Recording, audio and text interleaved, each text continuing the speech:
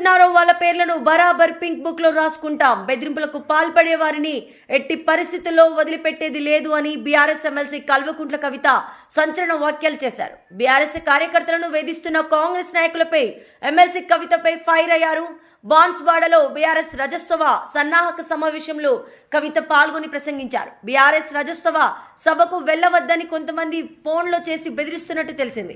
కేసులు పెట్టించే పోలీస్ స్టేషన్లకు ఈడ్చిన వాళ్లను క్షమించే ప్రసక్తి లేదు. బీఆర్ఎస్ కార్యకర్తలను వేధించే కాంగ్రెస్ నాయకులు అధికారులు ఎవరైనా ఊరుకునేదే లేదు అంటూ కాంగ్రెస్ నాయకుల తాటాకు చప్పులకు భయపడేదే లేదు. వాళ్ళ తాతలు ముత్తాతలు జేజమ్మలు ఎవరెవరు దిగొచ్చినా కూడా భయపడే వాళ్ళెవరు లేరు ఇక్కడ అని ఎమ్మెల్సీ కవిత తేల్చి చెప్పారు.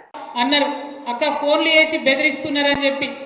అన్న జుబేర్ అన్న ధైర్యంగా ఉండు, ఎవరెవరు బెదిరిస్తున్నారో వాళ్ళ పేర్లు బరాబర్ పింక్ బుక్ లో రాస్తాం.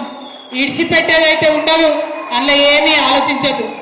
కేసీఆర్ సార్ మంచోడు కావచ్చు, నేను కొంచెం రౌడీ టైపే, ఎట్టి పరిస్థితిలో ఇడిచిపెట్టుడు ఉండదు.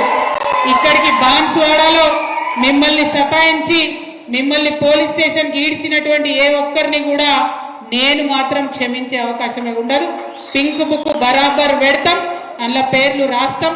అది అధికారులు కావచ్చు, నాయకులు కావచ్చు, ఎవరిని కూడా వదిలిపెట్టాం. ఎందుకంటే మనం